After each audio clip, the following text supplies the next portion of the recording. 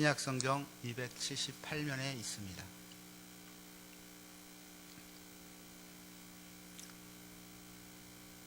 저와 여러분이 다 같이 합독하시겠습니다. 너희는 더욱 큰 은사를 사모하라. 내가 또한 가장 좋은 길을 너희에게 보이리라. 다시 한번 읽겠습니다. 너희는 더욱 큰 은사를 사모하라. 내가 또한 가장 좋은 길을 너희에게 보이리라. 아멘. 어느 나라든지 전 세계적으로 그 나라를 홍보하고 또 그 특징이 되는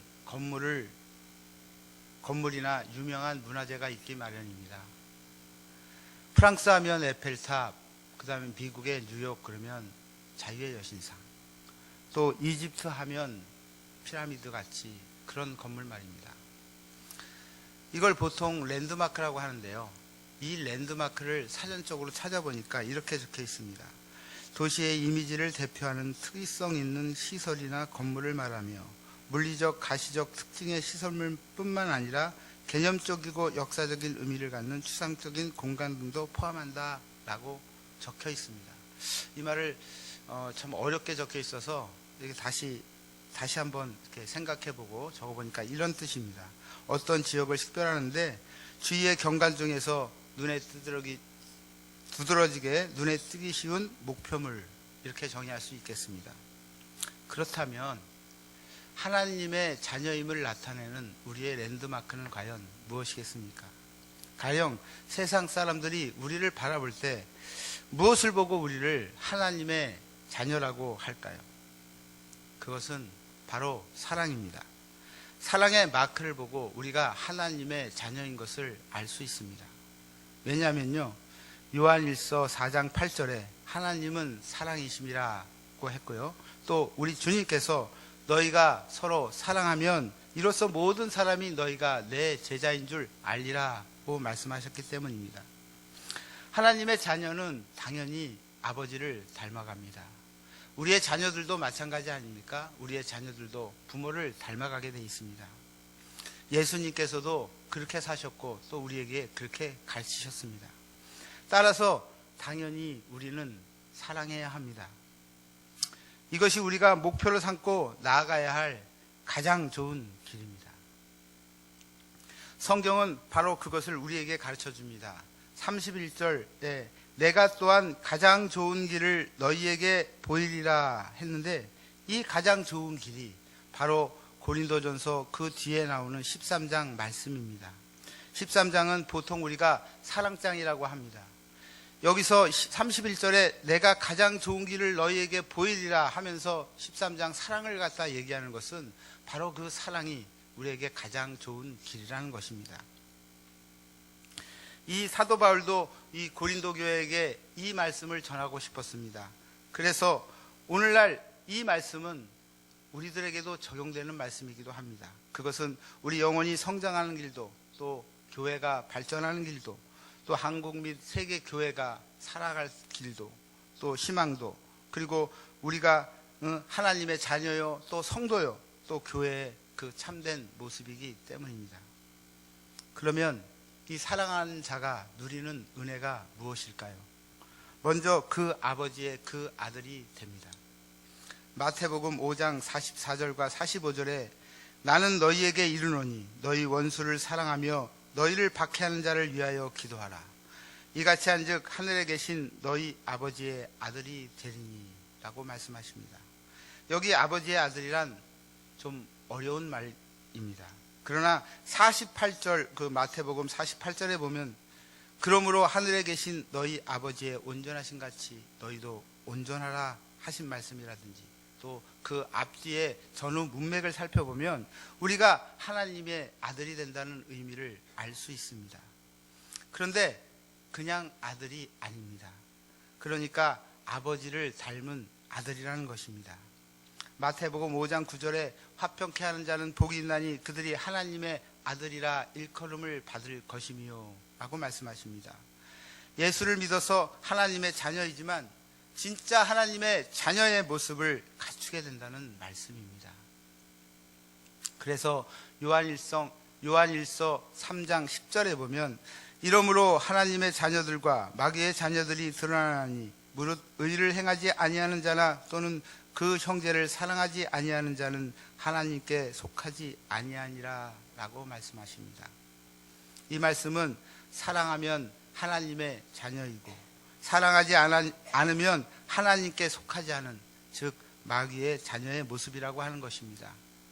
이 세상에 중간은 없습니다. 하나님의 자녀이든지 아니면 마귀의 자녀이든지입니다.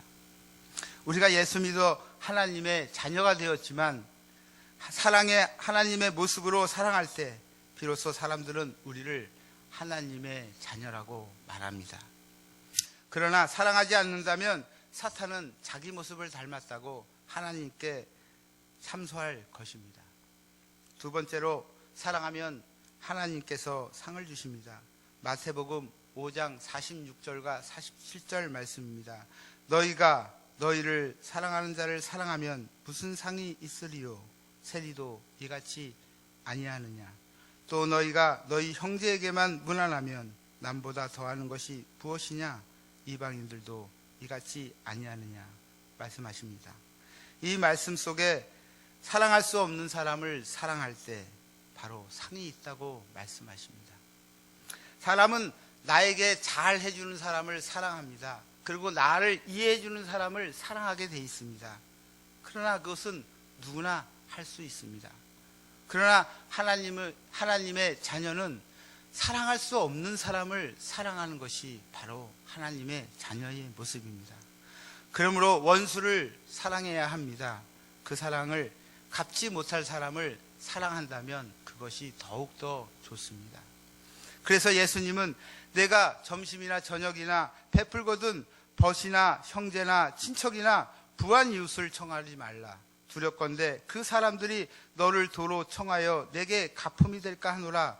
잔치를 베풀거든 차라리 가난한 자들과 몸 불편한 자들과 저는 자들과 맹인들을 청하라.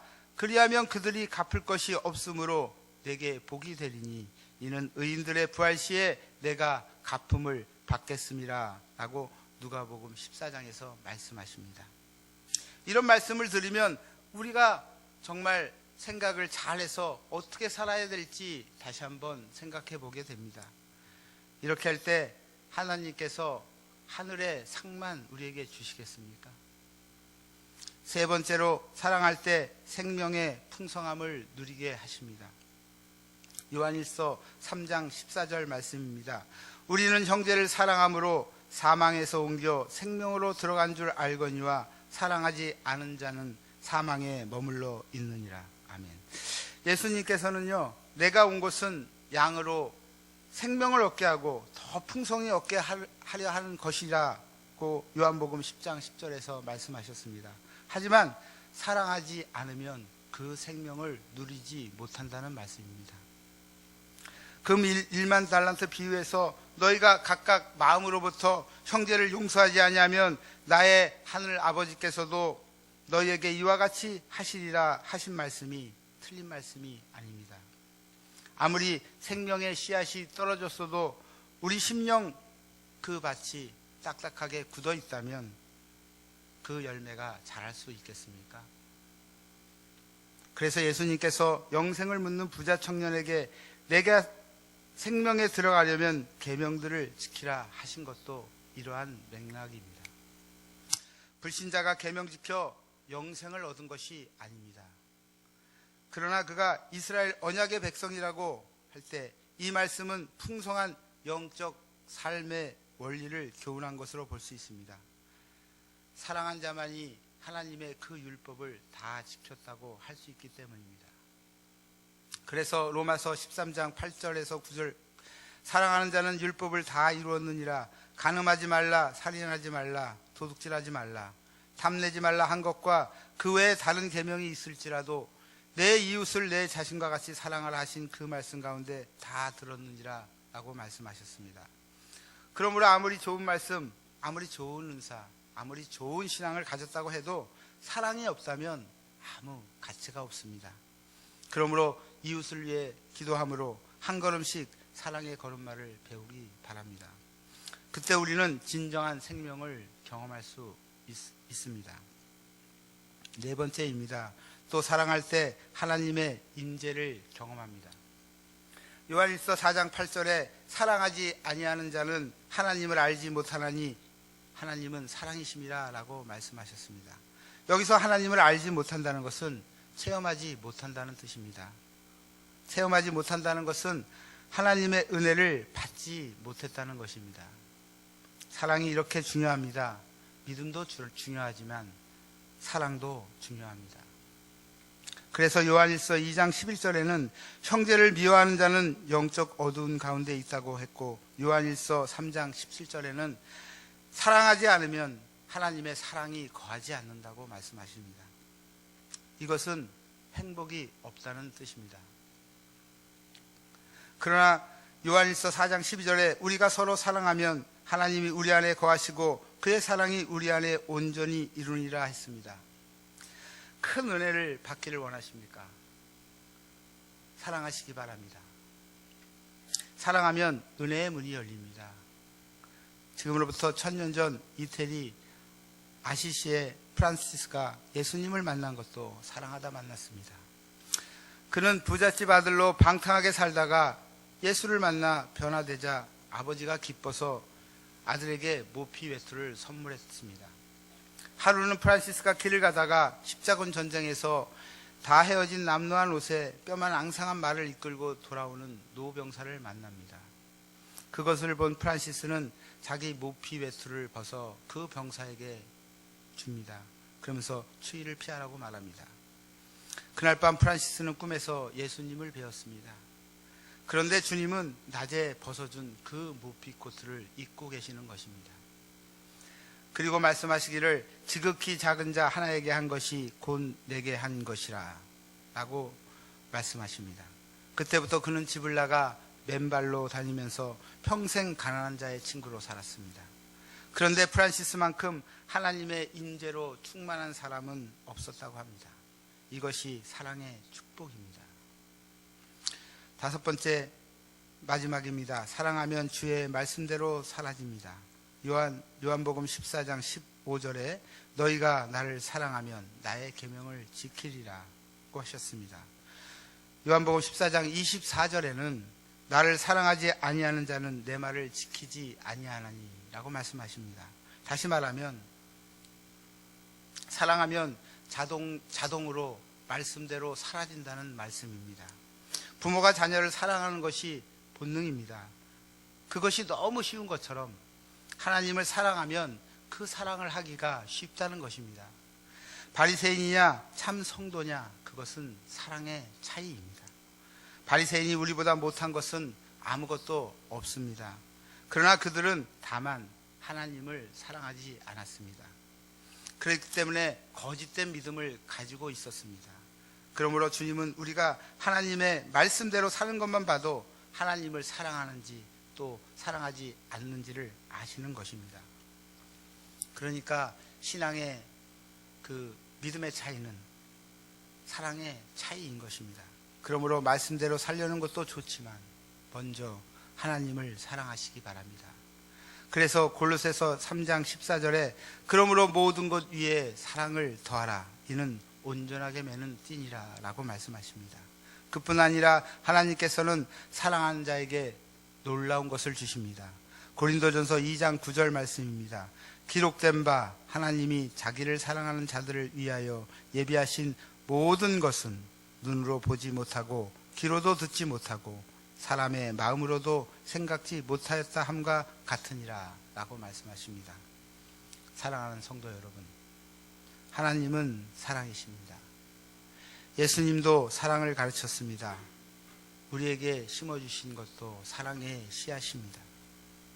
그러므로 우리들도 사랑하여야 합니다. 그것이 진정 하나님의 자녀요 또 예수님의 제자요 우리가 나아가야 될 방향입니다. 그러므로 우리 모두 사랑함으로 하나님이 온전히 함께 하시고 하나님께서 약속하신 온갖 아름다운 은혜와 복을 누리시는 가장 복된 성도들이 되시기를 바랍니다. 기도하시겠습니다. 고마우신